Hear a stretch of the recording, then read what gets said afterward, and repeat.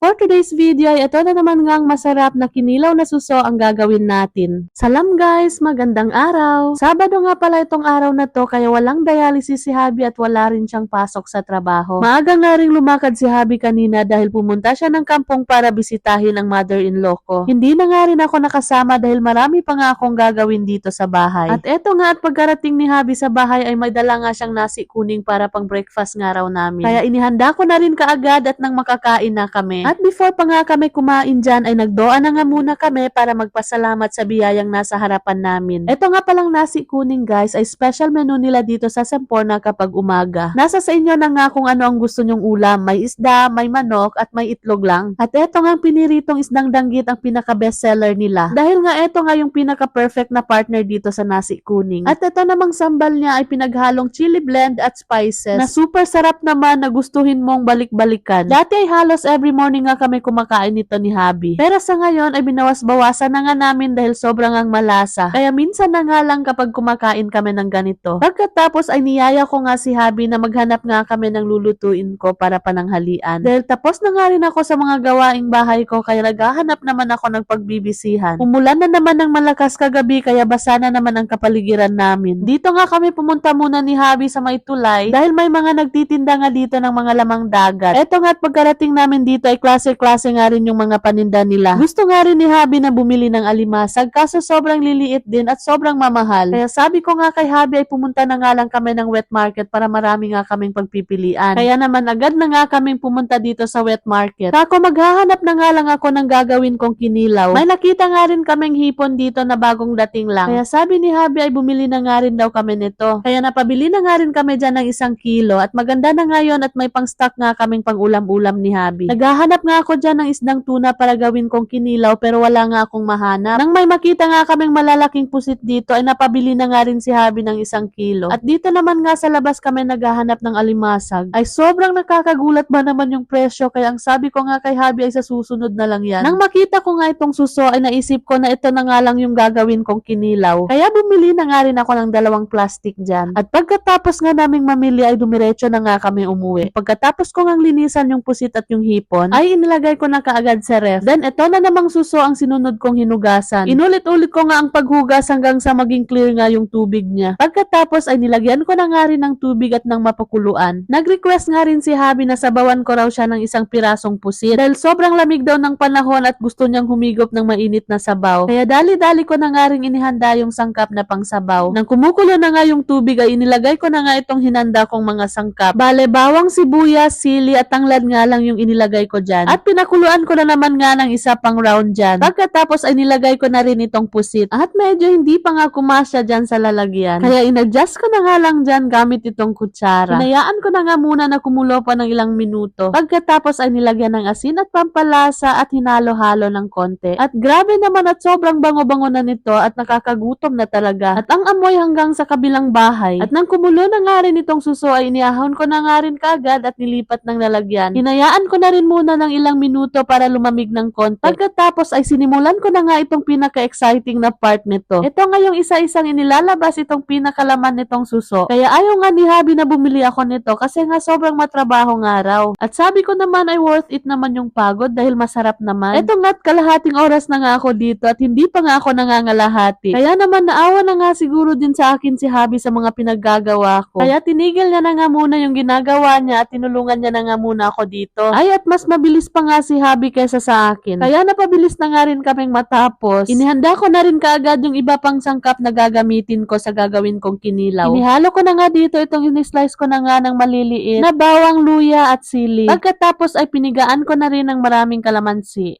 Nilagyan ko na rin ng kaunting asin at ng kaunting betsin. Pagkatapos ay hinalo-halo ko lang at nang pumantay yung lasa. Itsura pa nga lang nito ay sobrang nakakalaway na. Panay na nga rin ang sabi ni Habi dyan, nabilisan ko na nga at nang makakain na nga rin kami. At ang sabi ko nga ay sandali na nga lang at tinatansya ko pa nga yung lasa. Pinatikim ko na nga rin dyan si Habi at pinadagdagan niya nga ng kalamansi dahil kulang raw sa asim. At nang sa wakas nga nang matapos na nga rin ako ay agad-agad na nga rin ako naghain dahil nagugutom na nga kami pareho ni Habi. Ininit ko ko na nga rin dyan ulit yung sabaw ng pusit dahil lumamig na nga dahil kanina pa yung luto. Sana pala ay hinuli ko na nga lang itong pagluto nito. Tinawag ko na nga rin kaagad si Habi dyan para kumain na. At of course, before pa nga kami kumain ay nagdoa na nga muna kami para magpasalamat sa lahat ng mga biyaya na nasa harapan namin. At nasarapan nga si Habi ng sobra dyan sa ginawa kong kinilaw. Perfect nga raw yung lasa, o diba? At ito namang sabaw ng pusit ay sobrang satisfying. Ang sarap higupin, pangtanggal talaga ng hangin sa loob ng katawan. Kaya naman sa mga hindi pa kumakain dyan, kain tayo guys! And that's all for today. Thank you for watching. See you on my next vlog.